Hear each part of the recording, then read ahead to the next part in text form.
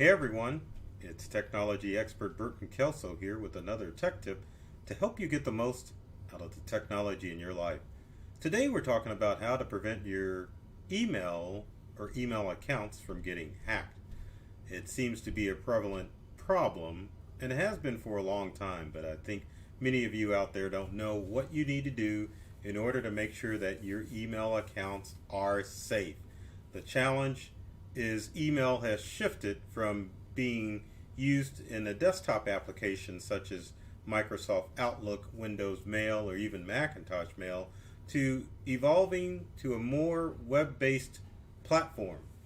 With email being accessible from the web, it means that your accounts can be also accessed by cyber criminals. So what can you do to make sure that your emails are safe? Well, with the prevalence of web-based email, there are several things that you need to do to make sure that they don't fall victim to cybercrime. So what do you need to do? Well, there's one thing that you should always realize about cybercrime, and it's this. 99% of cybercrime requires user interaction. And I know I've probably said this in a host of videos, but it's true.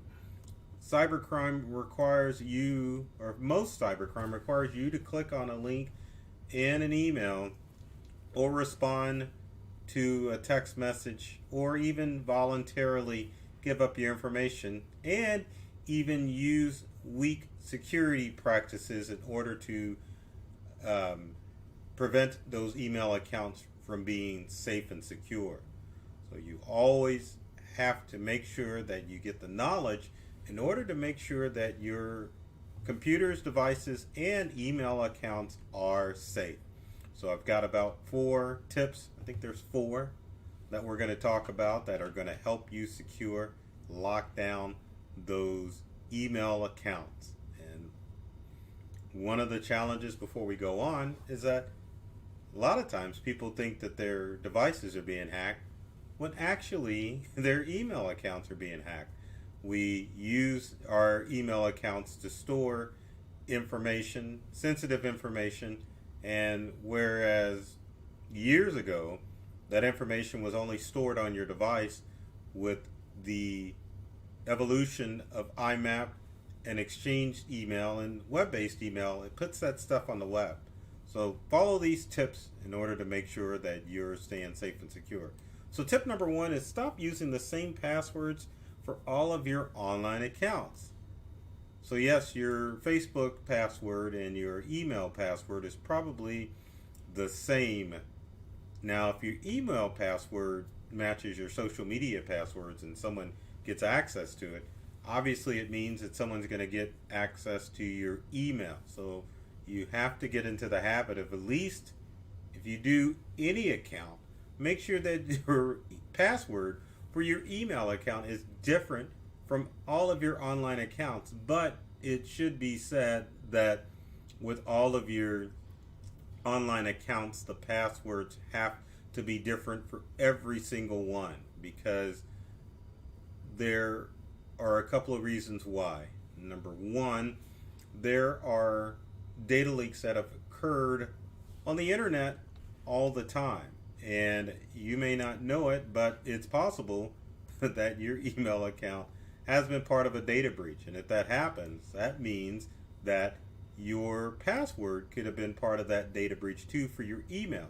So a favorite website that I always bring up is haveibeenpwned.com, and I'm bringing it up right now so we can play the Have I Been Pwned game.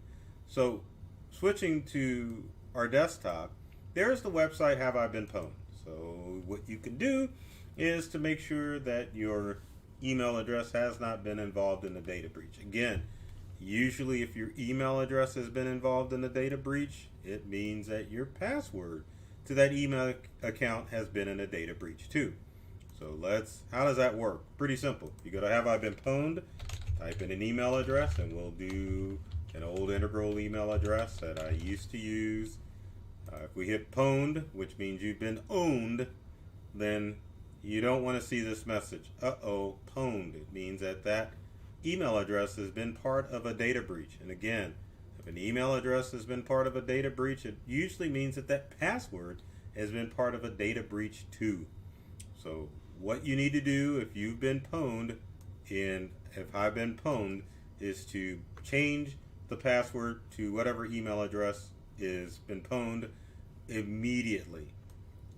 Immediately, because chances are you're probably using that same password to log into other accounts as well. Another thing that you can go to is a website called Fighting Identity Crimes, and I'm going to pull that up real quick so that you can see how that works. If I could spell identity. And I found the website, so let's go ahead and click on Fighting Identity Crimes and switch to our desktop.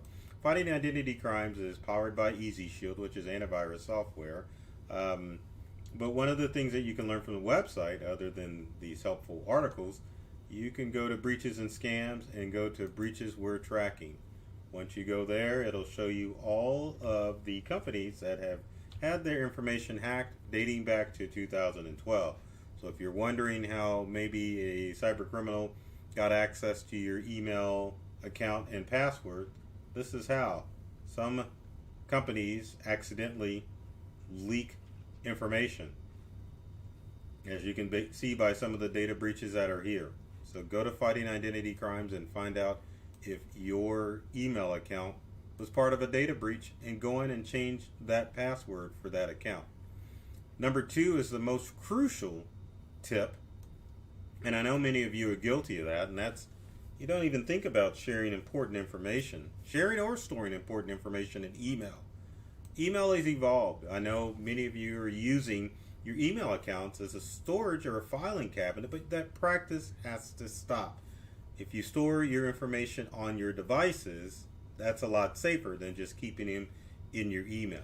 When I mean your devices, obviously I'm talking about laptops, talking about smartphones, talking about Windows or Macintosh computers. And there's a way to store those files on those devices so they're not floating on the web.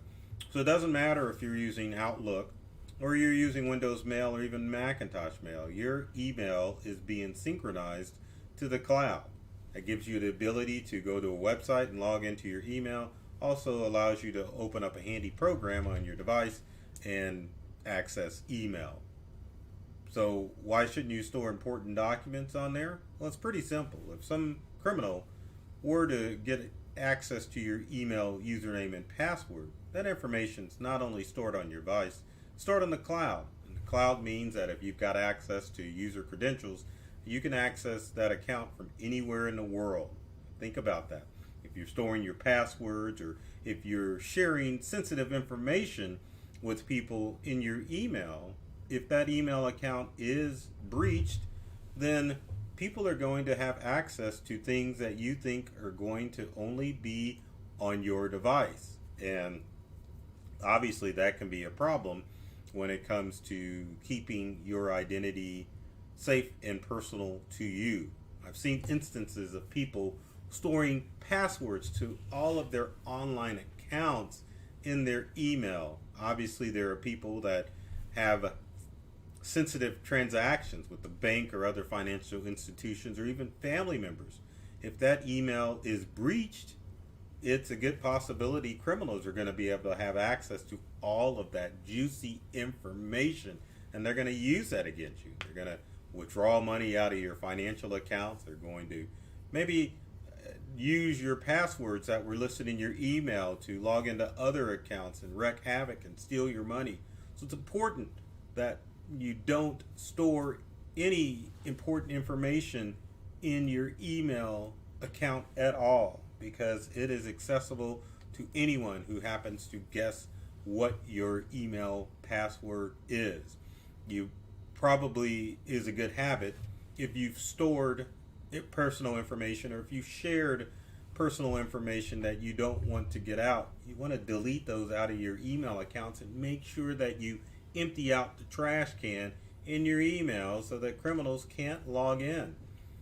It's hard to tell when your email account has been hacked, because it used to be if your account was hacked, you would no longer have access to it. But criminals have gotten a lot smarter now. So rather than taking over your email account, they will just sit on it to see what types of information that you're going to share back and forth and how they're going to take advantage of that information.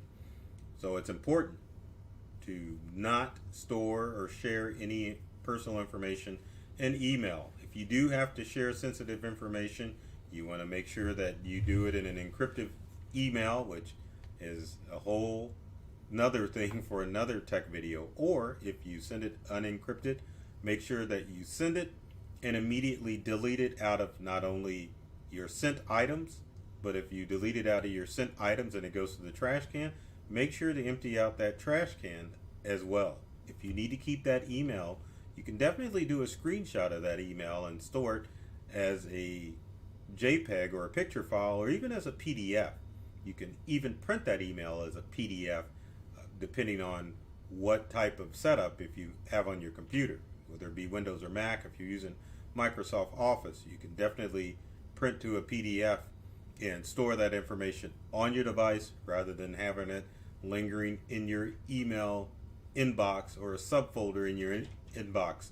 It's tempting, I know, but you don't want that sensitive information stored in your email.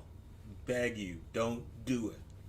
Now, moving on to tip number 3, you want to enable two-factor authentication for your email accounts. It's probably best that you do it for all of your online accounts, but if you aren't familiar with the process of two-factor authentication, it works like this. Let's say that a criminal gets access to your email account. They try to log in, but it needs another step of verification before it lets them in. And that usually comes in the form of a text message or even an email to another account verifying that you are who you say you are, or challenging the criminal to verify that they have access to that email account. Now, two-factor authentication stops a lot of breaches when it comes to emails. So if you haven't enabled two-factor authentication, you definitely need to do it to make sure that your email is safe and secure. Now, the challenge is, keeping a short tech tips video, it is impossible to go into each of the web-based email accounts to show you how to enable two-factor authentication. So, if you're stuck, you can contact me, leave comments in the comment section below. Be happy to show you how to enable it based on what you're using for an email account. Now, our final tip is make sure that you're changing or turning off your security questions for your email account. Most email accounts have the feature or a feature that allows you to set up a challenge question if you forgot your password or if you need to reset it. Now, you can either turn this feature off and use two-factor authentication, or you can fib and become what I consider a cyber liar. Now, the challenge with these questions, security questions on email, is that many of them are based on information that you're sharing on social media already. Like, where did you go to school? What's your mother's maiden name? What was the first car you purchased? Trust me, most of those challenge questions you've probably shared already on social media. So why would you set that as your challenge answer? So the tip of the day is make sure that you become a cyber liar and create a set of challenge questions if you can't turn them off, so that you know what answers to put in there. It's always good to be a cyber liar, especially with the amount of personal information that is shared about you from other companies on the web. So if you lie, it's a good chance that your email and your other online accounts are going to stay safe from all of the cyber criminals out there.